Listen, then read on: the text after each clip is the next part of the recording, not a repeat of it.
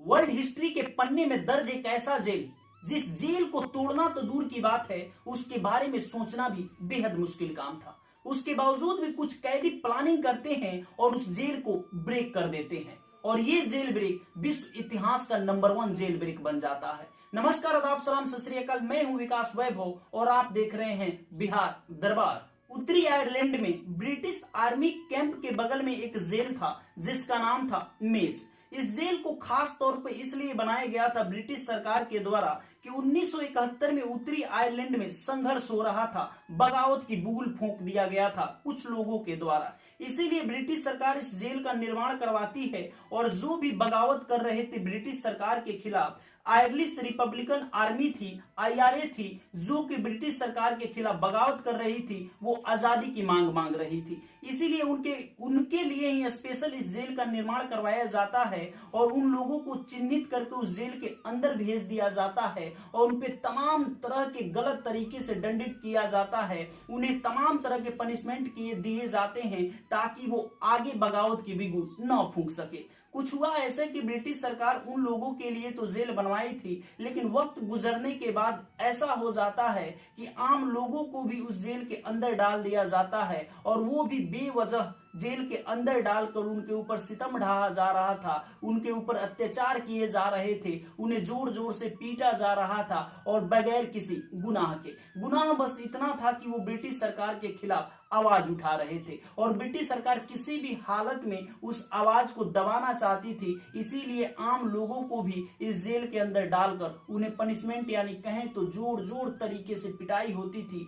ऐसे बेरहमी से पीटा जाता था जैसे कि कोई जानवरों के साथ भी ऐसा सलूक न करे। उस जेल की खास बात यह थी कि उस जेल को 18 फीट ऊंचा बनाया गया था, यानी कि जेल को जो बाउंड्री किया गया था वो 18 फीट ऊंचा था और मोटा दीवार था। कोई उस पे गोली बारूद से भी आक्रमण करे तो उस दीवार को नहीं तोड़ सकता था। वो ब्लास्ट प्रूफ दीवार था और उसके ऊपर कांटेदार तार लगाए गए थे कि कोई कैदी गलती से भी वहां तक पहुंचे तो तार में उलझ जाए, वो किसी भी तरह से जेल को पार ना कर सके। और जेल के अंदर की खास बात ये थी कि अलग अलग तरीके के वो वहां पे बनाए गए थे ब्लॉक, जिसमें H ब्लॉक था, A ब्लॉक था, ऐसे करके तमाम तरह के ब्लॉक बनाए गए थे।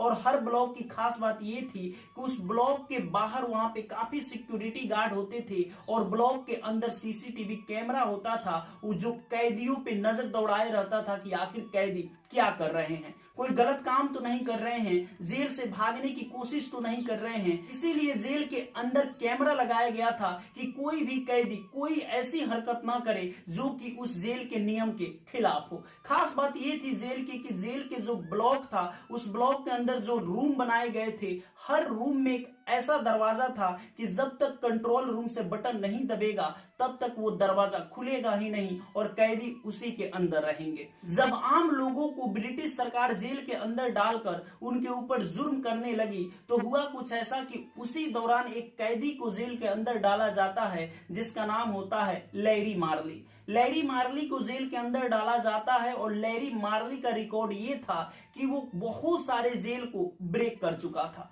वो आयरलैंड के काफी जेलों में रहा था और उसका रिकॉर्ड यही था कि हर जेल को ब्रेक करके वो वहां से फरार हो जाता था। इसीलिए लैरी मार्ली को इस जेल में रखा गया था कि ये जेल को ये ब्रेक नहीं करेगा और इसी जेल में ये रहेगा। हुआ कुछ ऐसा कि जो भी IRA के सदस्य उस जेल के अंदर थे उन्हें की H ब्लॉक में रखा गया था। उसी H ब्लॉक में लैरी मार्ली भी चला जाता है और वो एक प्लानिंग करता है और वो प्लानिंग ये होता है कि इस जेल को ब्रेक करना है। सभी लोगों को एक एक काम दे देता है लैरी मार्ली और किसी को भी ये नहीं बताता है पूरा प्लानिंग मेरा क्या है, सिर्फ इतना ही बताता है जितना उन्हें काम करना होता है। 38 लोगों का ग्रुप बन जाता है और सभी लोग अपने काम में जुट जाते हैं। पहला काम ये होता है कि जब भी उस किसी भी कैदी को इस जेल के अंदर लाया जाता था तो उसकी आंखों पे पट्टी बांध दिया जाता था। वो जेल का नक्शा नहीं पता था उन्हें, जेल बाहर से कैसा दिखता है ये भी उन्हें नहीं पता था और इस हालात में भला वो जेल को कैसे ब्रेक कर सकते हैं। तो उन लोगों के पास पहला काम यही था कि जेल का नक्शा अवेलेबल करवाना। जब उनके घर वाले मिलने आते थे, उन्हीं से बोल कर लैरी मार्ली अपने लिए एक नक्शा मंगवाता है उस जेल का, और उस जेल का फोटो मंगवाता है कि आखिर जेल बाहर से कैसे दिखता है और उसका गेट कैसा है। जब लैरी मार्ली के पास जेल का प्रॉपर नक्शा और फोटो मिल जाता है तो लैरी मार्ली आगे के प्लानिंग तैयार कर लेता है। और आगे का काम ये होता है कि जितने भी एच ब्लॉक के अंदर सिक्योरिटी गार्ड काम कर रहे थे, जितने भी एच ब्लॉक के अंदर जो कंट्रोल रूम में काम करने वाले गार्ड थे, उनसे दोस्ती करना। दोस्ती का नतीजा ये होता है कि सिक्योरिटी गार्ड उन्हें ऐसे ऐसे काम दे देते हैं, ऐसे ऐसे काम करवाने लगते हैं जो कि कैदियों से न करवाना चाहिए। वो कंट्रोल रूम में उन्हें झाड़ू पोंछा का काम दे देते हैं, जेल के अंदर जो बना हुआ था फर्श उसे पोंछने का काम दे देते हैं, और इसी के जरिए कंट्रोल रूम में लैरी मार्ली जाता है और देख लेता है कि कहां कहां सीसीटीवी कैमरा वर्क कर रहा है और कहां कहां नहीं कर रहा है। जहां जहां सीसीटीवी कैमरा वर्क नहीं कर रहा था वहीं पे ये सभी लोग मिलकर प्लानिंग करते हैं। उसके बाद ये होता है कि दिन आता है 25 सितंबर 1983। 25 सितंबर 1983 रविवार का दिन था और इसीलिए सिक्योरिटी गार्डों का संख्या काफी कम था। जितने भी सिक्योरिटी गार्ड आए हुए थे उनसे कैदी बोलते हैं कि कब तक हम लोग इस ब्लॉक के अंदर रहेंगे, प्लीज दरवाजा खोलिए, हम लोग आप लोगों से बातें करनी है, आप लोग के साथ गेम खेलते हैं, आपसे बातें करते हैं। तो सिक्योरिटी गार्डों से काफी अच्छी दोस्ती हो गई थी, इसीलिए सिक्योरिटी गार्ड दरवाजा खोल देते हैं और बातें करने के दौरान वो लोग ये करते हैं कि उनसे बंदूक छीन लेते हैं और उन्हें बंधक बनाकर एक ब्लॉक के अंदर यानी कि रूम के अंदर सभी गार्ड जितने भी थे उन्हें पैक कर देते हैं। जिसमें सीसीटीवी कैमरा नहीं था उसी में सभी गार्ड को बंद कर दिया जाता है। उसके बाद वक्त आता है कि आखिर मेन गेट कैसे खोला जाएगा, तो वो कंट्रोल रूम में चले जाते हैं लैरी मार्ली, और कंट्रोल रूम में जाने के बाद वो गार्ड से बोलते हैं कि कंट्रोल रूम वाले गार्ड से ये बोलते हैं कि तुम दरवाजा खोल दो, लेकिन वो दरवाजा नहीं खोलता है, तू मैं होने लगता है। उसके बाद लैरी मार्ली उसे गोली मार देता है और वहां से कंट्रोल रूम के इधर उधर बटन छेड़ने लगता है। उसी दौरान उसे पता चल जाता है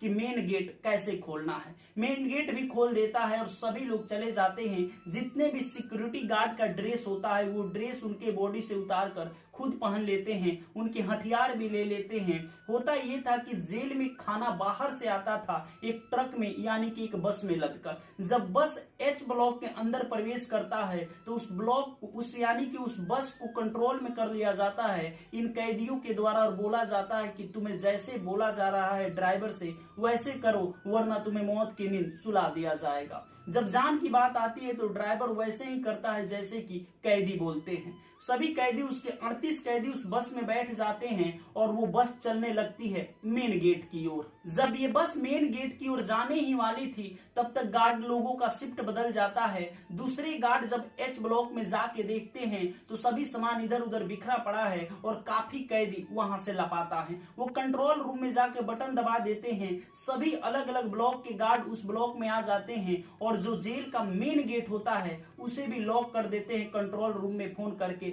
और चारों तरफ से जेल का जितना भी दरवाजा होता है वो ब्रेक यानी कहें तो उसे कंट्रोल कर दिया जाता है, उसे बंद कर दिया जाता है। जो भी 38 कैदी उस बस के अंदर थे वो जेल के अंदर ही रह जाते हैं, उन्हें बाहर निकलने का कोई रास्ता ही नहीं मिल पाता है और चारों तरफ से गोलियां चलने लगती है। उसके बाद कैदी ये करते हैं कि ड्राइवर को बोलते हैं कि तुम लेके चलो, यानी जो रेलिंग लगा हुआ तो दीवार था, दीवार के पास बस को खड़ा करो। दीवार के पास बस को खड़ा कर दिया जाता है और बस के ऊपर चढ़ चढ़ के कैदी कूद के भाग जाते हैं। 38 कैदियों में से लगभग 15 कैदी पकड़े जाते हैं ब्रिटिश सरकार के द्वारा और सारे कैदी भाग जाते हैं। 38 कैदियों में से 15 कैदियों को फिर से उसी जेल में रख दिया जाता है और बाकी कैदी जिधर भागे किधर भागे किसी को नहीं पता चला। आज भी ये रहस्य है कि आखिर वो कैदी कहीं जाके मर गए, जिंदा हैं, अभी भी उनका कोई पता नहीं चल पाया है। यही है विश्व के सबसे बड़ी जेल ब्रेक की कहानी। अगर आप हमारे चैनल पे नए हैं तो आपसे रिक्वेस्ट है हमारे चैनल को सब्सक्राइब कर लीजिएगा। जय हिंद, जय भारत।